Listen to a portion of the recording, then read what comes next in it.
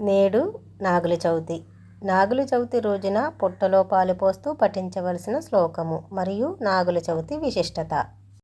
దీపావళి తరువాత వెంటనే వచ్చే చక్కటి పండుగ నాగుల చవితి.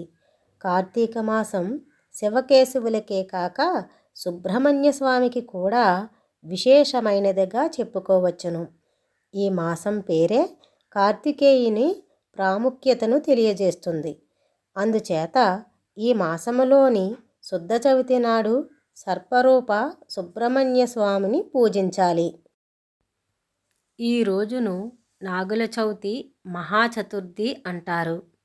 ఈరోజు పచ్చి చిమిలి చేసుకొని ఆవు పాలు, పూలు, పళ్ళు కూడా తీసుకొని పాము పుట్ట దగ్గరకు వెళ్ళి నాగదేవతకు దీపారాధన చేసి పూజ చేసి పుట్ట కన్నులలో ఆవు పాలు పోసి చిమిలి కూడా వేసి 2 మతాబులు కాకర పువ్వులు లాంటివి వెలిగించుకుంటారు. పుట్ట దగ్గరకు వెళ్ళటం అలవాటు ఆచారం లేనివారు ఇంట్లోనే పూజా ప్రదేశంలో గోడకి చలిమిడి నాగేంద్రుడిని పెట్టుకొని పూజ చేసుకొని పాలు పోసి చిమిలి పాలు పళ్ళు నైవేద్యం పెట్టుకుంటారు. సంతానం కోసం ప్రార్థన చేయాలంటే సుబ్రహ్మణ్య స్వామినే వేడుకోవాలి. ఎందుకంటే వినాయకుడు విఘ్నాధిపతి వలనే సంతాన సంబంధమైన సమస్యలను పరిష్కారం చేసేది సర్పరూప సుబ్రహ్మణ్య స్వామియే అని భక్తుల నమ్మకం. దేశమంతటా పలు దేవాలయాల్లో మెలికలతో ఉన్న నాగేంద్రుని విగ్రహాలు కనిపిస్తూ ఉంటాయి. ఈ నాగుల చవితి నాడు నాగేంద్రుని శివభావముతో అర్చిస్తే సర్వరోగాలు పోయి సౌభాగ్యవంతులవుతారని భారతీయుల నమ్మకం. ఈ దిగువ మంత్రాన్ని స్మరిస్తూ పుట్టలో పాలు పోయాలి.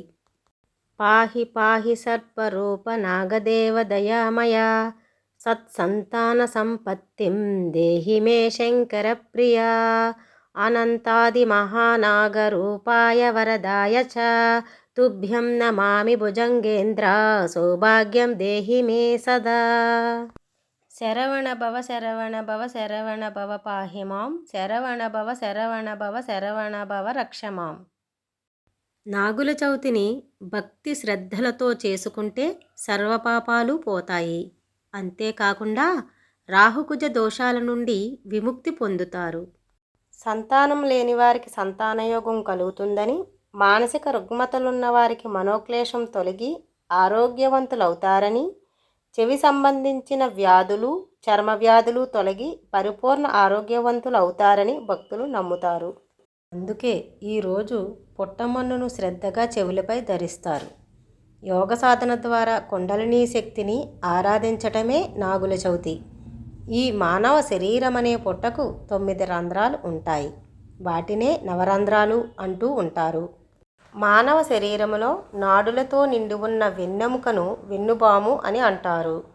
అందు కుండలినీ శక్తి మూలాధార చక్రములో పాము ఆకారము వలనే ఉంటుందని యోగశాస్త్రం చెబుతోంది.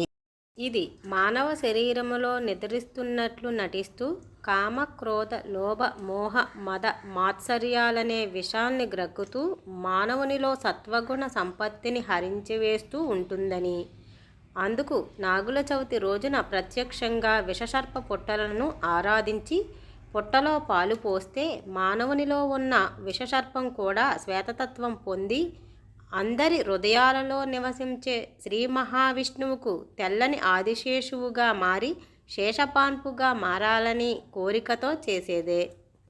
ఈ నాగుపాము పుట్టలో పాలు పోయడంలో గల అంతర్యమని చెప్తారు. ఈ పుట్టలో అడుగున మండలాకారంలో చుట్టలు చుట్టుకుని పడుకునున్న పాము కుండలినీ శక్తి కామోద్రేకాలతో విషాన్ని కక్కుతూ ఉంటుంది. పాలు అనే యోగ సాధన ద్వారా ఆ విషాన్ని హరించవచ్చు అనేది ఈ నాగుల చవితిలోని అంతరార్థం. కార్తీక మాసంలో సూర్యుడు కామానికి మృత్యువుకు స్థానమైన వృశ్చిక రాశిలో సంచరిస్తాడు. ఈ కాలాన్ని మృత్యువును జయించటానికి ఋషులు యోగులు చేసే నాగారాధన సిద్ధి సాధన కాలమే కార్తీక మాసం.